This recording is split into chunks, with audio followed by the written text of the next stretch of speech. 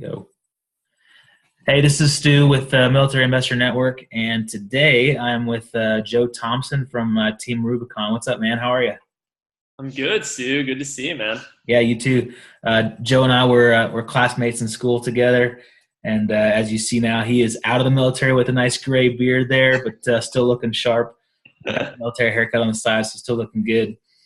So we're gonna do something a little different today. Normally we talk, focus directly on real estate and investing, but today I kind of want to focus more on our giving aspect and the social aspect of giving back. So I know you got involved with Team Rubicon a couple years after you got out of the Navy. So kind of tell me, you just kind of give me the story about what Team Rubicon is all about and kind of why you joined that company. Yeah, no problem. Um, so in 2000, I guess 2007, deployed to Afghanistan on an IA and met a buddy at Indoc, and we ended up going through everything together and ended up being stationed at the same or being a part of the same joint task force over there in Afghanistan. And when we returned, we stayed in touch, talked like every month.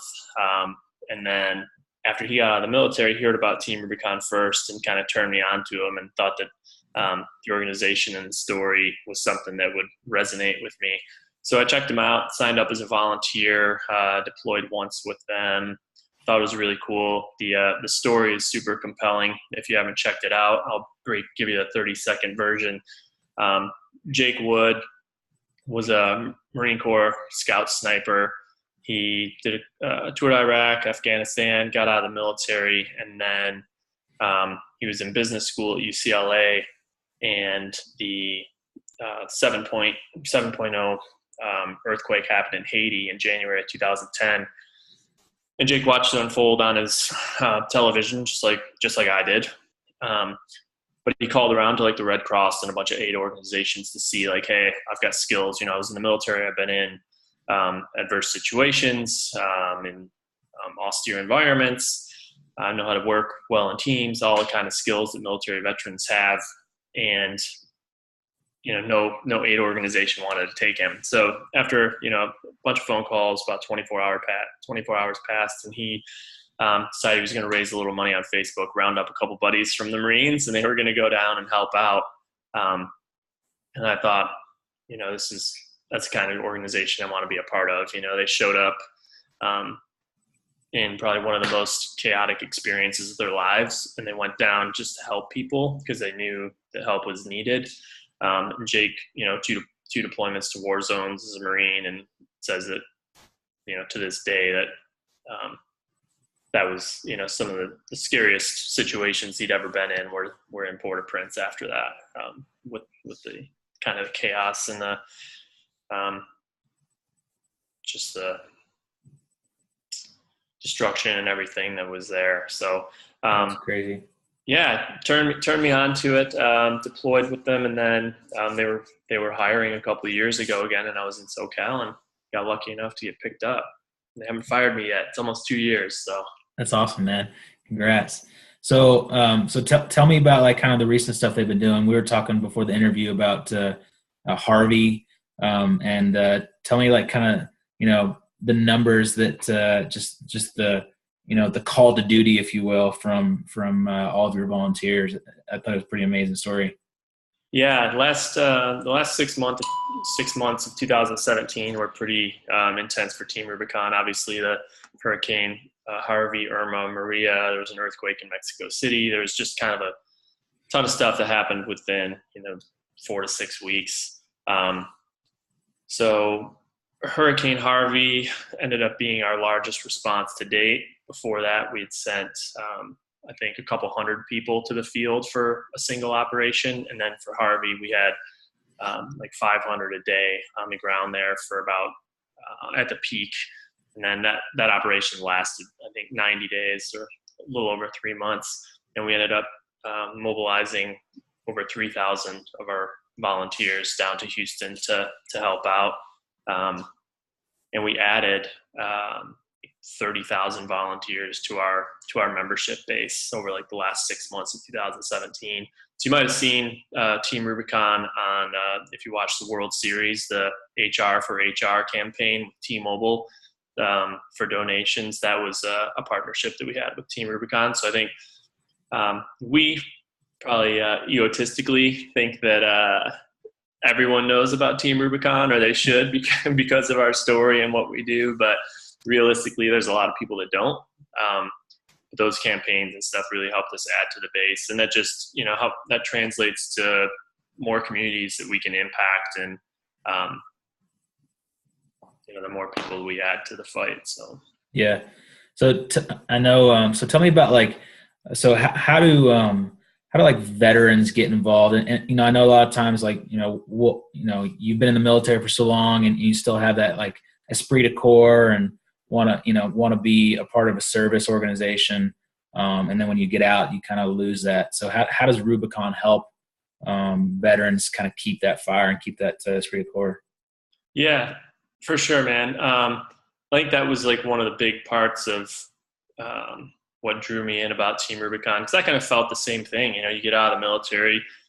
I was in for a little over 7 years. I was at the Naval Academy for 4. So that's like 11 and a half years of your life where you're putting on a uniform every day and you're adhering to a structure, and you can, map out kind of where your career is going to go and what your life is kind of quasi going to look like throughout the process, and then you take off your uniform, and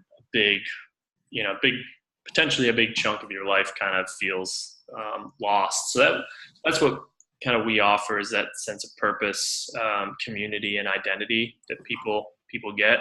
And also like the service aspect is huge, right? I mean, that's why people join the military. They want to be a part of something that's bigger than themselves. They want to feel like the work that they're doing is important and serving a higher purpose. And it's really, it's an interesting thing. Outside of the military, it's the closest like randomized like bond that you make quickly with a bunch of strangers, when there's a group of people that show up with nothing in common except they wanted to answer the call and help people that just went through one of the most like traumatizing experiences potentially of their lives. So it's cool, and we are 70% of our membership is military veterans. So that brings, a lot to the table. Number one, you're dealing with people that have a pretty high tolerance for adversity. And also they know how to work together in teams. They're, solid people, and they all have that service aspect. So, yeah, I don't know if that answers your question. I kind of man. A little bit there, but yeah, dude, absolutely. Yeah, it's perfect. So the Military Investor Network, as you know, like we've created a campaign to help, give money to the nonprofit, and our goal this year is to raise $10,000 for Team Rubicon. But so if you can't, give money, like how else could people get involved with Team Rubicon? Yeah, definitely.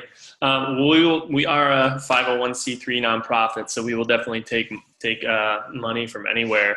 But I know you're, military investor base. We'd love to have them sign up. They can, join Team Rubicon as a volunteer, as a member. There's volunteer leadership positions. We're hiring 40 positions over the next 12 to 18 months too. If there's anybody looking for a career in the disaster response nonprofit world. So I guess, yeah, you can sign up and join as a gray shirt, is what we affectionately call our volunteers. Nice. Or you can, donate or raise money on our behalf, or help spread the word about Team Rubicon. Or if you are at a company and you want to be involved, we can also put you in touch to sponsor Team Rubicon or be a partner. And we actually work with those organizations to get their interested employees out to the field with us as well. So they can kind of get the experience of, we'll work with their corporate social responsibility team and get them out there and get the experience of what a Team Rubicon operation feels like. Yeah, dude, that's awesome, man. Well, hey, man, I love what you guys are doing. And I'm super proud of what you guys are doing, and definitely I'm glad to be a part of it. I'm going to get myself on the volunteer list and get on there and maybe get down to an operation at some point. Yeah, for but sure, man. It's really cool. Be out, work for 8 to 10 hours, sweat equity for somebody else. It's a cool thing to be a part of for a while. And if anybody, you can throw my email on the bottom of the video and share it if anybody has questions or they want to, put somebody from their company in touch with me, or if they just have questions about the process in general. I'm happy to, get in touch with them or answer anything they have.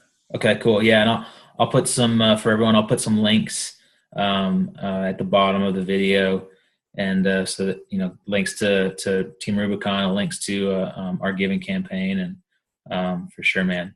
Well, dude, awesome to talk to you. Great to see you, and thanks for taking the time to do this interview. Hopefully, we can raise more awareness for Team Rubicon. Yeah, thanks, man. Appreciate it. Appreciate. I know there's 40,000 plus kind of veteran service organizations out there. I really appreciate you guys raising money for TR. It's awesome. Dude. All right, bud. It was good to see you, man, and until next time. All right. Take care, Stu. See ya.